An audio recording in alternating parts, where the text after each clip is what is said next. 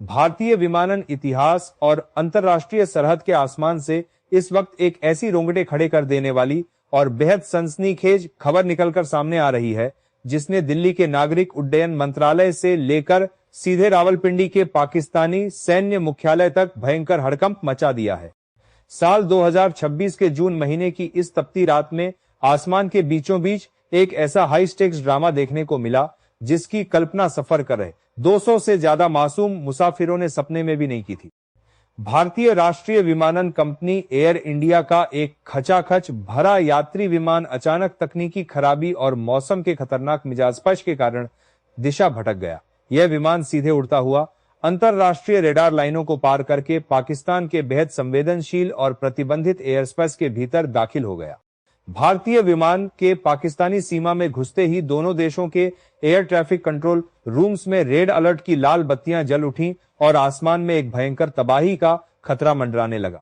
जैसे ही air India के इस विशालकाय बोइंग विमान ने पाकिस्तान के आसमान में कदम रखा, रावलपिंडी में बैठे Pakistani army chief general Asim Munir और वहां के वायुसेना कमांडरों के होश पूरी तरह से उड़ गए। पाकिस्तानी मिलिट्री रेडार्स पर एक अनजान भारतीय विमान को अपनी सीमा के भीतर इतनी तेजी से बढ़ते देख पाकिस्तानी डिफेंस सिस्टम पूरी तरह से पैनिक मोड में आ गया। पाकिस्तान की सेना को लगा कि यह भारत की तरफ से कोई बहुत बड़ा रणनीतिक कदम या खुफिया मिशन है। आनन फानन में पाकिस्तानी वायुसेना के लड़ाकू जेट विमानों को स्क्रैम्बल करने और उन्हें हवा में उड़ाने की तैयारी शुरू कर दी गई। पाकिस्तानी सेना के जनरलों के बीच इस बात को लेकर भयंकर अफरा तफरी मच गई कि आखिर इस भारतीय विमान को मार गिराया जाए या इस पर कोई सैन्य एक्शन लिया जाए। सीमा पार मचे इस भारी डर और पैनिक ने दोनों देशों के बीच युद्ध जैसी स्थिति खड़ी कर दी थी, जिससे आसमान के बीचों बीच एक बहुत बड़ा अंतरराष्ट्रीय संकट पैदा होने वाला था। इधर दिल्ली के एयर ट्रैफिक कंट्रोल यानी एटीसी रूम में जैसे ही यह खबर फ्लैश हुई कि एयर इंडिया की फ्लाइट का संपर्क भारतीय रेडार से टूट चुका है और वह पाकिस्तान की सरहद में प्रवेश कर चुकी है, केंद्र सरकार तुरंत महा इमरजेंसी मोड में आ गई। प्रधानमंत्री नरेंद्र मोदी ने बिना एक सेकंड की देरी किए नागरिक उड्डयन मंत्रालय, डीजीसीए और वायुसेना के शीर्ष अधिकारियों के साथ एक हाईफल इमरजेंसी मीटिंग बुला ली और सख्त निर्देश जारी कर दिए। पीएम मोदी खुद इस पूरी स्थिति को लाइव मॉनिटर कर रहे थे और उनका विजन बिल्कुल साफ था कि चाहे जो हो जाए, पाकिस्तान की जमीन या आसमान पर हमारे नागरिकों को एक खरोंच तक नहीं आनी चाहिए।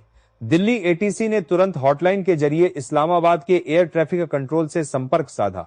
भारतीय अधिकारियों ने बेहद परिपक्वता और कड़े कूटनीतिक लहजे में पाकिस्तानी अधिकारियों को साफ किया कि यह कोई सैन्य मिशन नहीं है, बल्कि एक भारी तकनीकी इमरजेंसी है। इस पूरे रोंगटे खड़े कर देने वाले वाकये पर देश के सबसे जाने माने न्यूज एंकर सुधीर चौधरी ने अपनी खोजी रिपोर्ट में एक बहुत बड़ा और चौंकाने वाला सनसनीखेज खुलासा किया है।